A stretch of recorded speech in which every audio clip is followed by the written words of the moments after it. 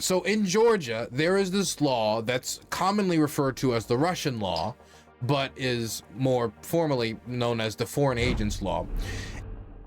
In the law, it makes it so that if you have an NGO or a media company that gets more than 20% of its funding from outside of Georgia, they have to register as a foreign agent.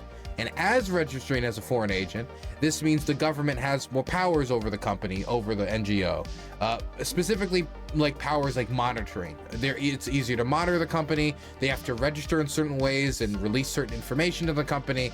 And some people see it as the start of a slippery slope, as seeing it as similar to laws that have been passed in Russia. That was the first step before then they went after other media institutions or were more aggressive against the people who were then registered as foreign agents.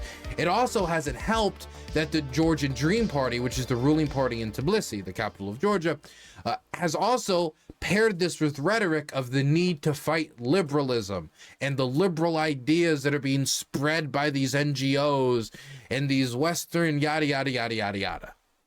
And a lot of it sounds, well, to be blunt, if they're going after the liberalism, it sounds pretty illiberal. And when I say illiberal, I don't mean, oh, what, do they really like worker co-ops? It's more like, no, it's the democracy stuff, actually. I think maybe they gotta, at least that's a lot of the public messaging aesthetic. Even if there's not like a declared, we promise to be liberal, there seems to be a point being made that this needs to be passed in order to fight against the liberal propaganda. Now, paired with that legislation being in its own merits, there's also an implication that if this law passes, that it's going to complicate or stop Georgia's process of joining the European Union after they were granted candidate status recently with the Ukrainians, and the process advanced slightly. And that's because the EU has been very upfront that this law, this piece of legislation, the Foreign Agents Law, the Russian law, whatever you want to call it, it falls outside the values of the European Union, what the European Union stands for, by unfairly targeting the press and NGOs. And so they have been open that if you want to join the EU, these are not the types of laws you pass to join the European Union. And considering the fact that over 80% of Georgians want to join the European Union, going to 90%, going up, going in that direction, you round up, you don't round down here. Passing a law that might stop you from joining the European Union is of great concern to many Georgians. And that's why a year ago, when they tried to pass this for the first time, massive protests broke out, and the government had to retract it, I think on like the third reading. I forget which reading it was. But this time, the Dream Party's trying to push it through again, and they want to specifically push it through before the elections that are due to take place later this year. The opposition doesn't want them to push through because they are fearful of the type of impact it could possibly have on the elections, or how the government could try to weaponize it for the elections, or it's starting that slippery slope. And so the government, the Dream Party, is ignoring the protests that happened last time, and are trying again, and this time they're saying they're not going to back down, that they're going to pass it. They've committed to it. They said they're going to dig their heels in the sand. And I think now they're putting it through the second reading. And protests are starting to get bigger and bigger and bigger, to the point that the protests might have already have grown larger than the protests last time. Let's show some footage from, I believe this is Channel 4. Yes, Channel 4. Weeks of protests crescendoed with 2 nights of violence this week in Tbilisi as the government's foreign agent bill, dubbed the Russian law, returned to Parliament, and with it the thousands who came here to block it last year. 11 people have now been hospitalised as opposition to a law that threatens Georgia's path to EU membership hardens. We are not going to lose the sparkle. We are not going to lose our power and lose our drive. We're not going to do it. It's what we are afraid of more: being gassed, being beaten up, or losing the country. The ruling party Georgian Dream and its billionaire founder plan to declare NGOs and media groups as interests of a foreign power if more than 20% of their funding comes from abroad. A plan the opposition says echoes Russian laws used to crack down on civil society. Their leader himself injured by riot police. If you aren't interested in how the leader of the main opposition party has been beaten up, for the sake of those young people who were injured, who were beaten in the head and bruised, I want to ask you once more, even though I do not have any hope, maybe you will withdraw this law. Skirmishes haven't been reserved for the streets alone. A couple of weeks ago, Georgian Dream's parliamentary leader was punched in the face by an MP from another opposition party, triggering a brawl. The bill passed its second stage yesterday and is expected to pass its third later this month. It's one the government says would increase transparency. It's one the EU says would put Georgia's candidate status at risk. The Commission's chief accession officials spoke after crunch talks in Tbilisi today. The law that is passed on. I also put forward that the Georgian government, like American officials, have reached out to the Georgian government to try to do some mediating, to try to find some way they can come to some like middle ground or whatever. And the Georgian government has just like straight up ignored it. It's just like no interest whatsoever. They really do just want to ram it through. After crunch talks in Tbilisi today. The law that is passed on transparency in second reading, as it stands, is unacceptable and will create very serious obstacles for the EU accession path.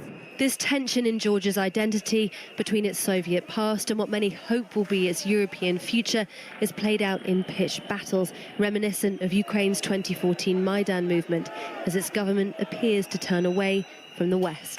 Foreign policy doctrine of Georgia has always been pro-Western. Georgian Dream continued it, and they promised EU membership and continued this line. In the last 2-3 years, there has been a clear change, clear pivot towards Russia, rapprochement in relations with Russia. They have maintained the pro-European facade, but they have stopped taking meaningful actions, and the last action actually indicates that they are openly going against European integration of Georgia.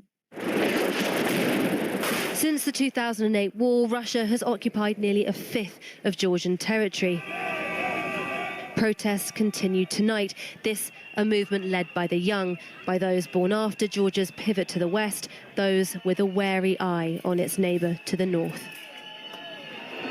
And as Amelia said, tonight there are more protests in Tbilisi in Georgia. These are the scenes there live right now. Okay, so I do also want to say that what's really starting to scare me... Okay, well, actually, before I get into stuff that's scary, look at the dancing.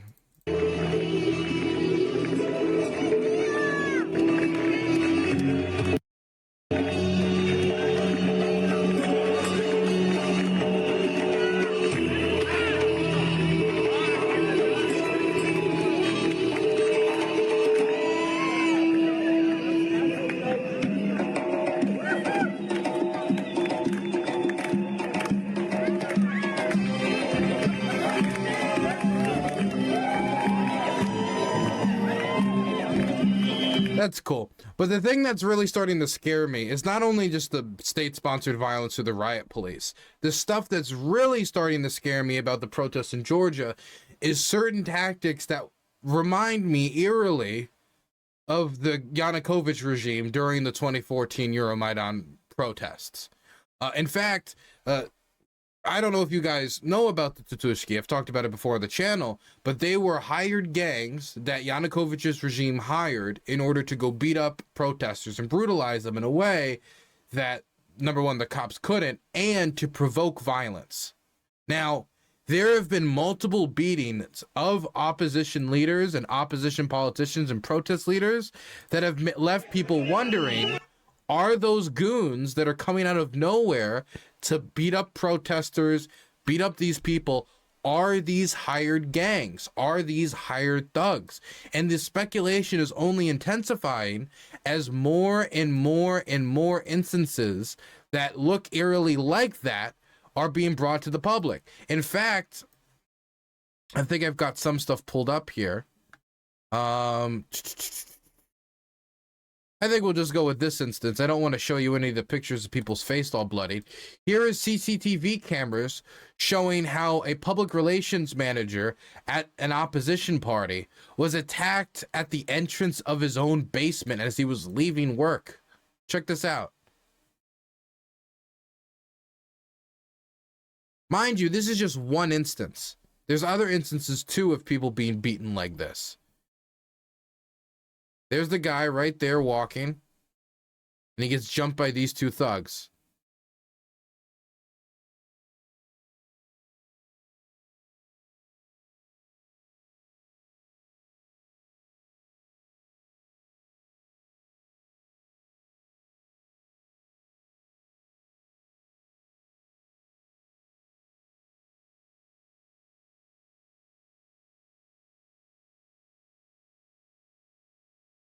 But that's how it works. That's how you suppress opposition. You beat them, you hurt them, and you try to basically intimidate them into submission. Because if you beat them enough times, maybe the pain of being beaten will outweigh their political desires, whether it be freedom of expression, some legislation, stopping it from passing, trying to get it to pass. In this case, stopping of the foreign agents bill.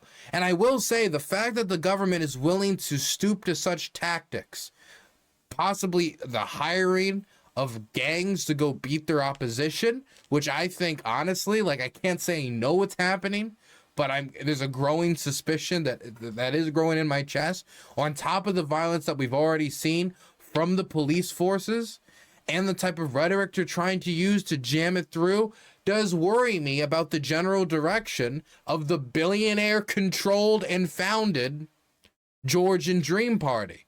Which, I mean, if you want to talk about oligarchic control, the idea of a billionaire-founded party trying to grab the reins on NGOs and the press to control them, and then hiring gangs to go beat the opposition, it does fill a certain niche.